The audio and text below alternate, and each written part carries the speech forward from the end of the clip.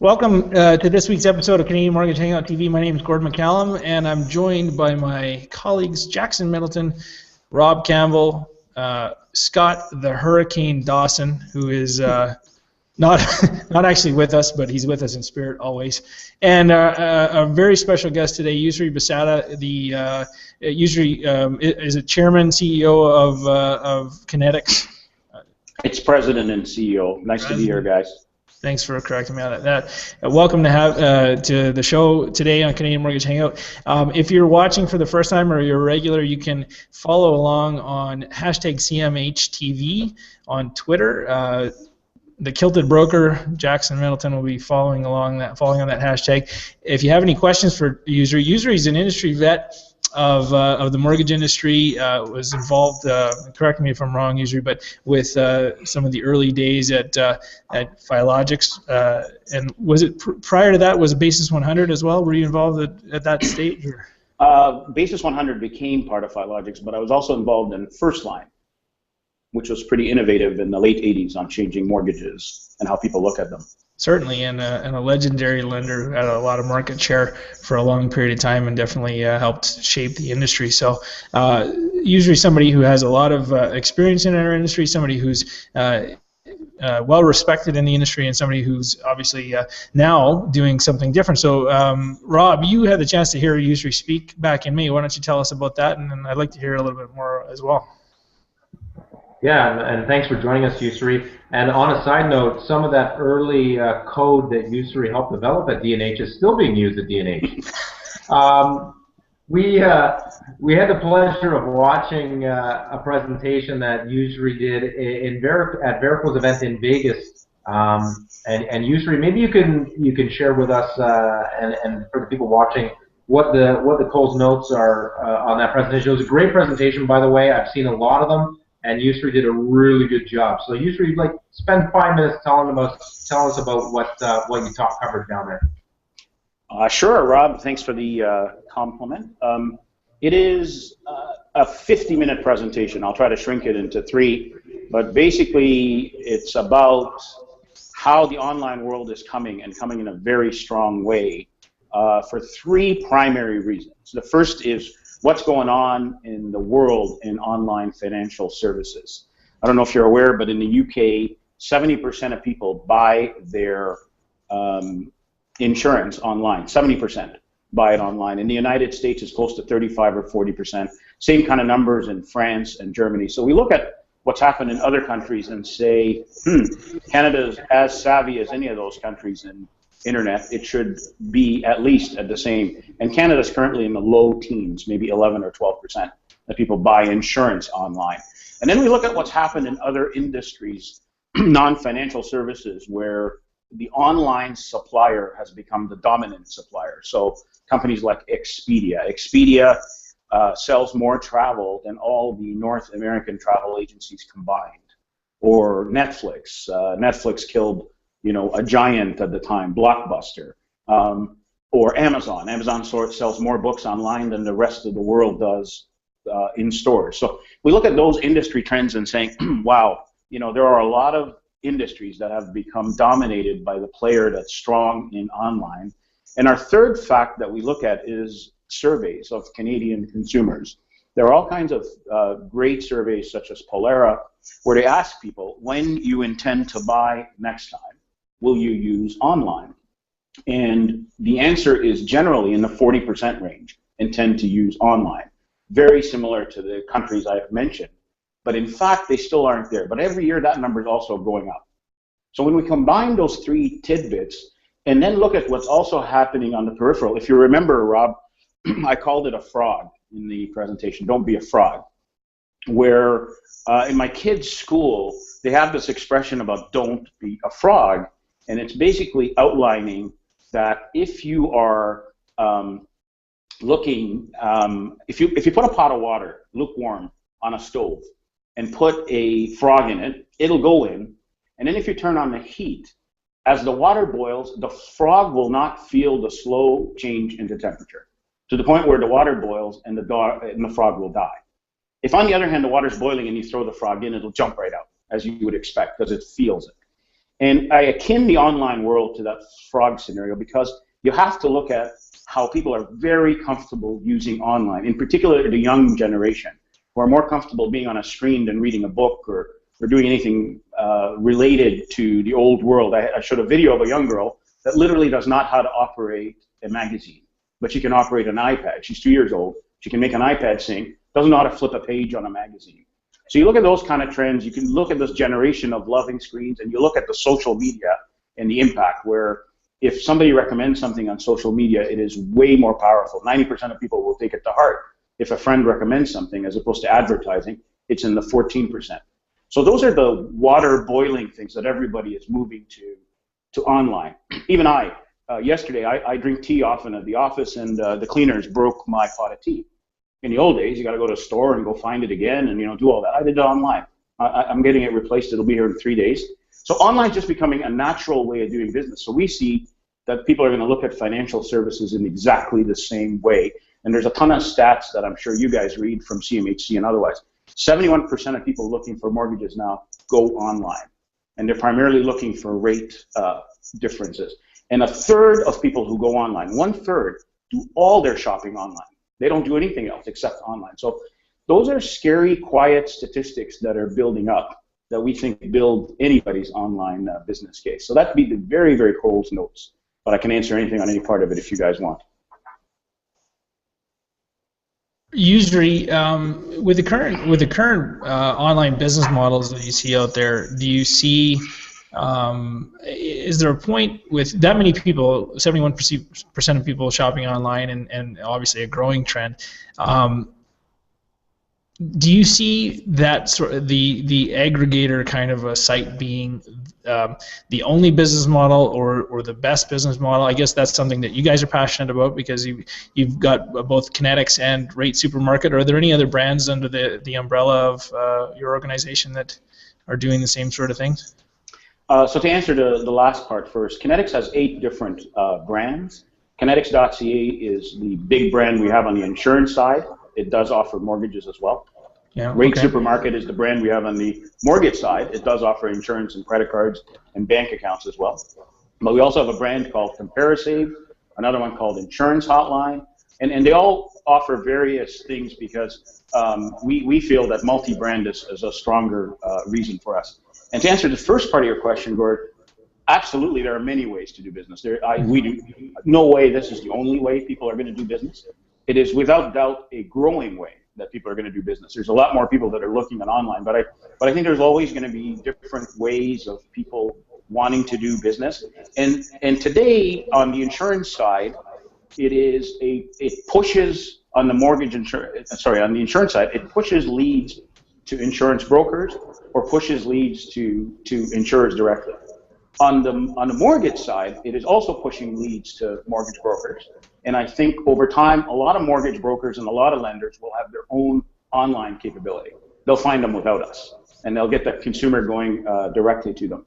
But even with that, I don't think it'll be the only way. I think there's just going to be a lot of different ways people are going to do business. But you got to watch the young generation. I think this will be their preferred way to do it. And one of the things that I think is interesting is mortgage brokers, as we all know, deal a lot with first-time home buyers. And first-time home buyers are this young generation.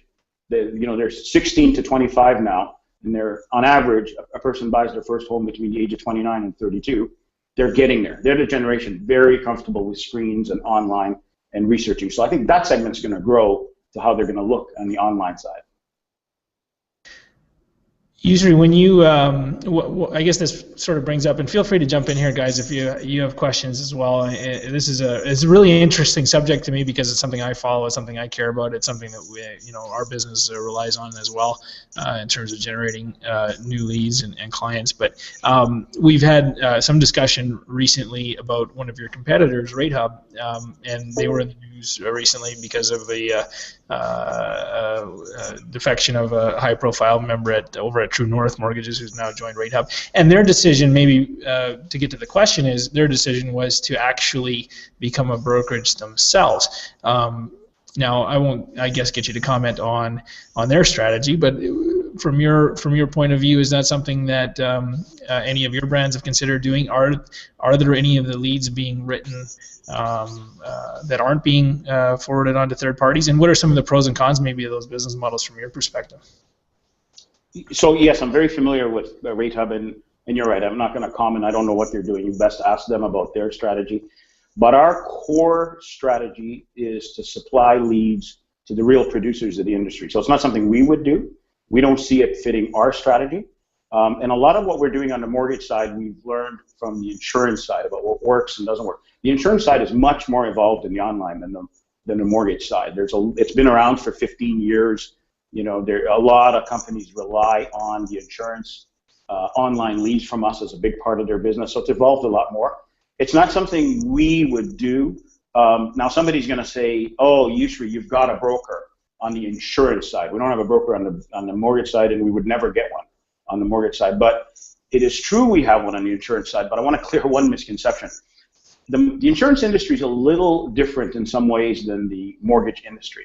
In the insurance industry, an insurance company, and this is a big or, will deal with consumers directly, or will deal with only insurance brokers, or will deal with their own sales team. There is no insurance company that deals with more than one of those three channels.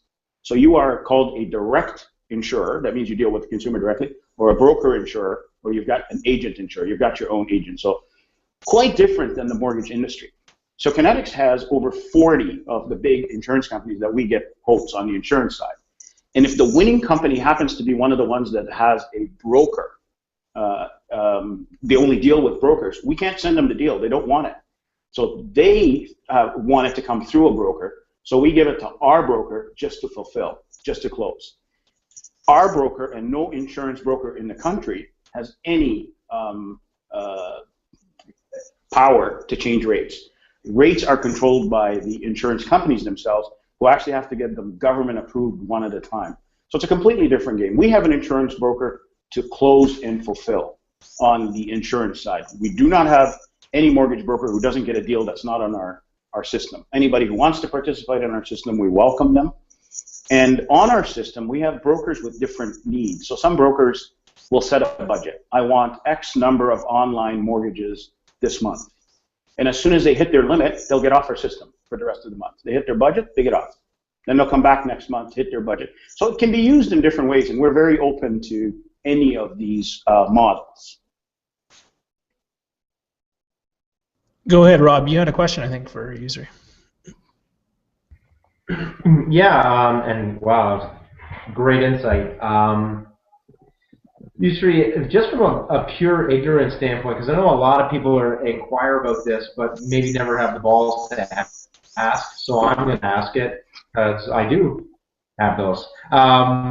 So it kind of Coles notes it for me as far as industry, if an industry player wants to get onto Rate Supermarket, if they want to get onto another rate comparison site, what's the cost to acquire that lead, and how in depth is that lead? Like, just kind of run us through. You don't have to give us your pricing per se, but give us an industry ballpark. As if I'm a shopper, I want a 5-year fix. I go on to Rate Supermarket.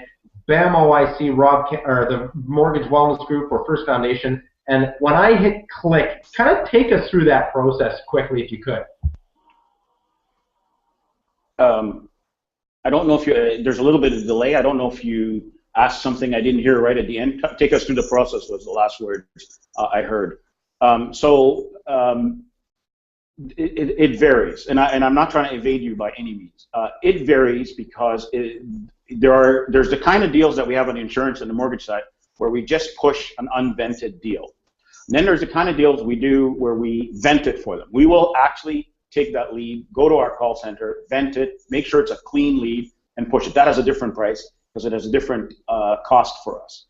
Then there's the kind that we would not get paid, and this is more on the insurance side as well, unless it closes. So that's a much higher pay because we are now part of making sure that it closes. So leads on the insurance side can go from $25 up to well over $300 depending on what it is. And on the mortgage side can be, in the $50 range plus or minus, depending on, again, what services you get from us. So anybody who gets leads has to do the math of saying, for X number of leads, how many do I close? And our insurance brokers tell us they close between 25 and 30% of their leads, and our mortgage brokers on average tell us they close between 20 and 25% of their leads. So you'd have to do that kind of math to say it's rational for you or not rational for you. But there is a science to it, and we help them. We've got all kinds of process that we go out to the mortgage brokers and the insurance brokers and say, if you want to improve your lead closure, we give you tips on it, because the online client is very impatient, extremely impatient. I call them ADD. And if any of them are listening, I hope they understand I mean it in all respect. Online people are very quick to make decisions, yes, no. If they go into your website and they run into the smallest problem, they jump off. That's it. No patience to try to resolve it. So part of our tips is, if you are getting leads, either on the insurance or mortgage sides from Kinetics, jump on the answer quickly. If you can get back to them within 5 minutes, your probability of closing them is 100-fold better than if you get back to them half a day later. They've lost interest, they've moved on, they've found something else. So we try to give those kind of tips about how to lead with online, and you know, quite frankly, a lot of them are rate shopping. So you got to answer some questions about the rate first and get them in your trust tent. Then you can talk about other features and important parts of a mortgage transaction. I hope that answered your question, Rob. That's you just that last thing you said, Yousry, is often a subject of debate amongst mortgage brokers. You read about it on sites like Mortgage Broker News in the comment sections whenever rate comparison sites come up, or whenever brokers who are discounting rates using commissions or whatever to compete on the price side of things. From your standpoint, it sounds like that's the key, at least to opening the conversation, is you've got to be in the ballpark, you've got to be competitive on rate. Is that the way you understand you're saying? Yeah, I think that's what's going on today, but it's not going to go on forever. You know, people think rate site companies like ourselves and some of our competitors are way more powerful than we actually are. They think that we are influencing clients to only think about rate.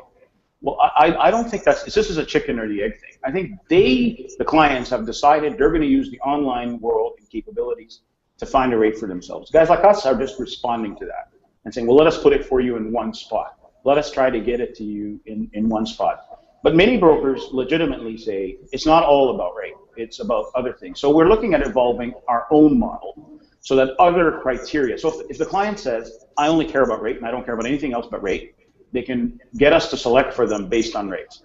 But if they say, I care about advice, then we will be able to go and say, okay, here are the brokers ranked from best broker to second best to third best. So you can, if that's what's important to you, you can go on that. And another one that the brokers are asking us for, and we're going to be ready with this one sooner rather than later, is proximity. I want a broker in my neighborhood because I want to meet them. It's not just a phone and an online situation. So proximity. So now we'll give you the best rates of the brokers in your proximity. And we've had the reverse of that, where brokers say to us, you know, I practice in Mississauga.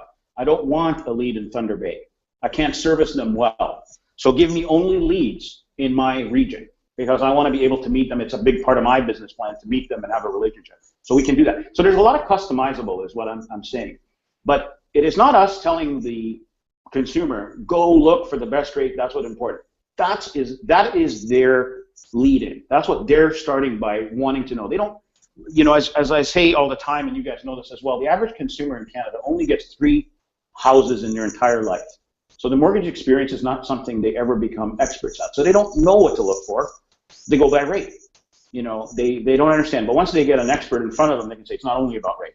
For a lousy 5 basis points, look at the features you could have, or 10 basis, or whatever the advice that you guys are much better at than me. So it is the lead-in, but there's ways to kind of come around that and give them advice. But it is what makes them find sites like us.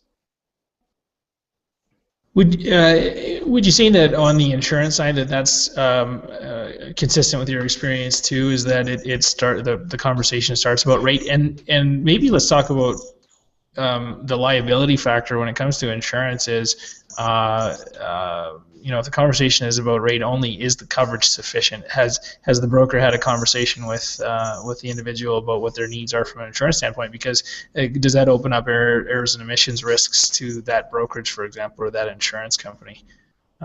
How do you deal with some of those risks, I guess, or some of those variables when it comes to clients?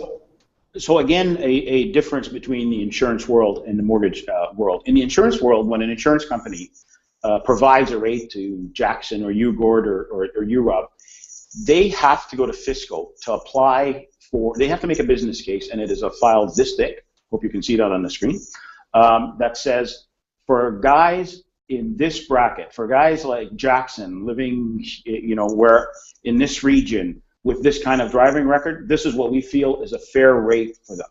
And Fiscal not only says yes or no, but they can also say no but. So they can say, I want to charge Jackson $1,400 because I think that's a fair insurance rate for him. They can say yes, fair, or they can say no, or they can say you're going to charge Jackson $1,300. They have that power. So pricing is set by the government. It is not a free-for-all as it is in the mortgage business where you will go on your risk of your own balance sheet and what you're prepared to take. So that makes it a big difference in insurance in that if somebody gets a quote from Kinetics for car insurance, for example, they cannot get a quote 1 penny different anywhere else they go. They can go, it is mandated, it is to the penny. Jackson's going to find out wherever he goes, that is exactly the rate that that particular company is going to do. But where we provide value on Kinetics is that Jackson may not know which insurance companies are looking for him, because he may be dealing with the same insurance companies for 5 years, but there may be a hot rate at another insurance company looking for him. So we're very good at helping people match who's looking for that particular market. And insurance is much more black and white than, to answer the second part of your question, Gordon, it's much more black and white than mortgages in that, there's certain liability. As long as you have fully disclosed and honestly your record, they do go check on your driver's license, so they have a way to check that. And then it's just how much deductible do you want, how much liability do you want. It's much more black and white. And as long as that's the case, then you're insured fully for what it is. On mortgages, there's a lot more moving parts. I didn't know I was buying the lowest rate and I couldn't move out of my house 3 years later because I was in a locked mortgage. There's a lot more moving parts that require advice. Insurance is much more black and white. Is it the same on home insurance in Ontario? I'm not familiar with the market in Ontario as well, but is that are the rates mandated by the government as well on home insurance? So it's primarily auto insurance? Yes, it's just on auto insurance. On home insurance, it's not the case. And home insurance is often a secondary insurance. Home insurance is much cheaper than auto insurance. So people are looking on a deal on their auto insurance, and then when they get it, they're often said, well, I can even save you more if you give me your home insurance. They're allowed to bundle and give discounts in that regard. Okay. We're also big in travel insurance.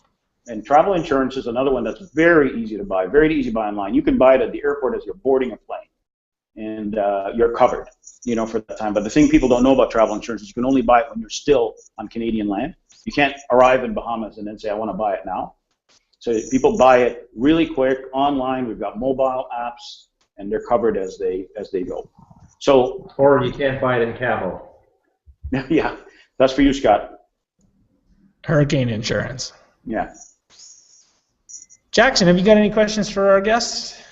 Yeah, I like the insight on that, on the frog in a pot of water. I think that really sums up how I feel the industry is going, because when we talk with a lot of mortgage brokers especially, and I certainly believe that content marketing, online, social media is definitely the future of communicating with our clients, but it's funny because a lot of people are like, no, I'm old school. I meet my clients, and I know that one doesn't mean the other. But if you had to give advice to a broker who's considering getting online, of course you're going to say let's use a service like Rate Supermarket. But do you think there's how fast do you think it's going to go? And is it just a steady increase, or are we expecting a quick run up?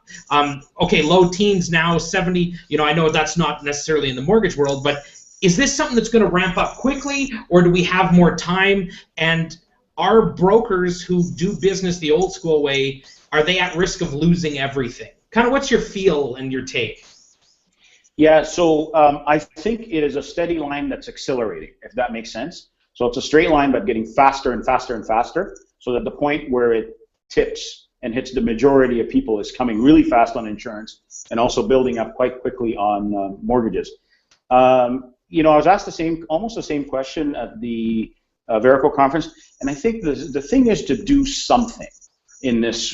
Doing nothing is not an option. The world is evolving and online. So the simplest thing one can do is build a content and Facebook site and have a Twitter strategy of some kind. That's the minimum. Because in the old days, people would call a friend and say, look, have you heard of this Macklem guy? Is he a good broker?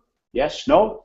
In the new days, they're searching you online, and they're going to see what your social site looks like. They're going to see what people are saying about you. And if you don't even have a social site, you're dead to them. You don't exist to this generation. They don't know how to look at you. It is this absurd world of everything is in the ether. So they'll go in and they'll see Macklem has a strategy, this and that. So that's the bare minimum. And so instead of hiring another assistant, I'm saying go hire a community manager. And if you can't hire a community manager, there's a lot of people that are doing this as an outsource. There's industries popping left, right, and center to help people with this thing. And I'll plug Ingrid Meninga's company, Jolt, again. She does it. She does it for, I think it's $30 a month. You know, that's the minimum anybody should do.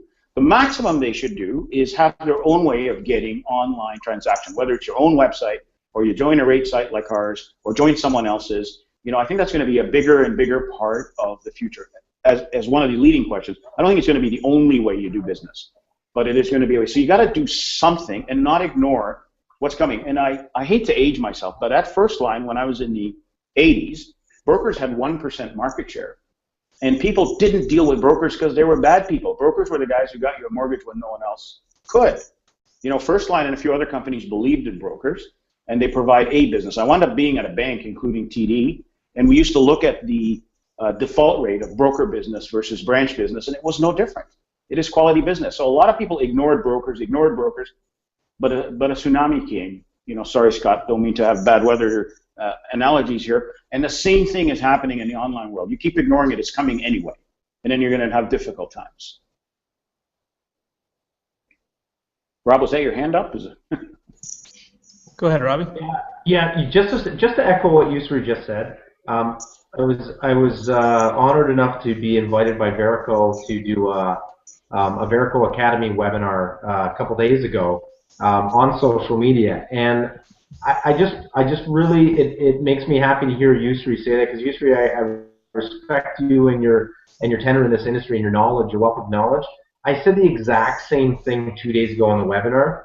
If somebody's spending $150,000 a year, and I gave this example on our webinar, if somebody's spending $150,000 a year on web ads or whatever online, but there's no building a stronger community presence in that call to action, my exact comments were, scale back, hire somebody at a $50,000 a year salary, and give them the rest to spend the entire year out in the community building presence. You don't have to be out there on the square handing out your business cards. Show up at community events. Just be the face of your community, because that paired with your social reach and your marketing plan will get people in the door. I don't think that the boutique model is dead. I don't think that the boutique model is gone. I think what you need to do is invest in that time on the forefront with your social reach to get them in the door, because there's a lot more time being spent sussing out the market than there is people just driving down the road going, oh, look, there's Rob Campbell's face, I'm going to go in the office now. This doesn't happen that way. So it makes me happy to hear you say the exact same thing that I said 2 days ago. So just a little comment. Well, you know, Rob, not only do I agree with you, but I think if people don't do it, if people after the May conference in Verico didn't do it, they probably haven't felt any difference in their volumes. But time, the line is accelerating. And if you don't start doing something now, you're going to feel it in 2 or 3 years. I don't even know if it's 2 or 3 years. You're going to feel it down the road, and then playing catch-up is going to be more difficult, because the people who are experimenting now and are bumping and are scraping their knees, learning all this stuff, are going to be in much better position when it's become the norm. Well, I'll agree with you, and I'll double down on that, usually, because we're feeling it now. We started marketing our business 7 years ago online, Rate Hub and Rate Supermarket weren't showing up in the search results where they are now, and we feel way more competition from other brokers plus services like yours, in terms of search engine placement, in terms of just the volume of noise online, in terms of whether there's a social strategy involved or pay-per-click competition, or natural ranking stuff, content. Everybody's producing a lot of content now, where that was not really the case a number of years ago. So if you're not already feeling it now, you're probably not in the game. But if you're not feeling it, you will for sure. There's no doubt about it. Agreed.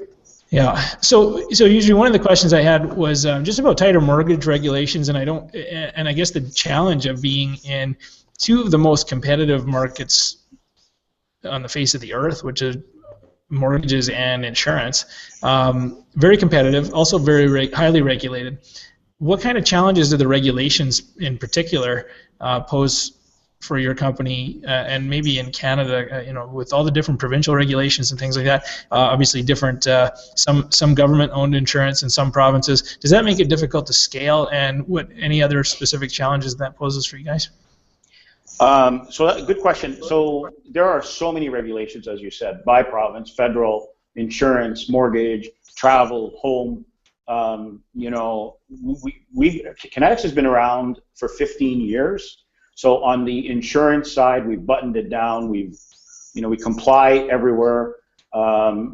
It's just a part of business, as you guys know. You have to comply, and sometimes that costs money, and it costs annual money. And you have to have licenses, and you have to have licensed people in certain jobs, and you just have to do it. Unfortunately, like any industry in the mortgage and insurance industry, is a bad apple, causes a whole bunch of requirements after that, but you got to do it.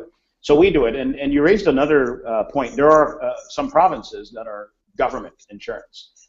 There is no multi companies giving, such as BC, Saskatchewan as well, but we help them as well. We build them online tools so that they can have people who are coming in online to get a bid online. They don't want to call people. Nobody wants to talk anymore in this young generation. They want to see it all online. They trust it more online than they do in a voice-to-voice in an instance of a quick quote. And we've also evolved it to the world of iPhones and various mobile. Mobile is another way that everybody wants to be able to do tools. We now get, I know you didn't ask this word, but I'm staring at my iPhone and I just thought of it. We now get close to 25% of our insurance quotes on an iPhone, and we get 6 to 7 million hits a year. So it's a substantial amount of people are coming in using mobile to get quotes. So most of the, back to your original question, most of the regulations on the insurance side are actually sitting with where we hand it off to, and then that's where most of the regulations coming. On our side, we comply where we have to and where we can. Great. Well, I think that's it for the big questions. Appreciate it, Yousry. We do have a little fun with some of our guests called Lightning Round, and so I think if Rob, hopefully Rob's ready, and then Jackson, and I'll finish with one, and then we'll let you go because we know you got a busy day. So go ahead, Rob. Yeah, and again, before we sign off, thanks, Yousry, for the talk. It's been awesome. My question would be a true or false question. True or false? The next time you're wheeling through Bear Rate, you're going to take me out for lunch. False. Not the next time, but one of these times. For sure. All right, thanks. Okay, my lightning round questions. Two parts.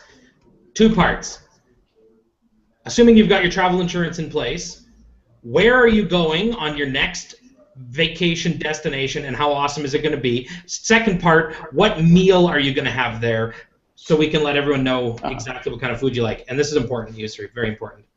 I think my next trip is a Disney cruise line in March with my girls, and you're limited to what they serve on board, but my favorite food is Chinese food, and in Toronto I happen to be close to the Chinese food district, Chinatown. There we go, love it.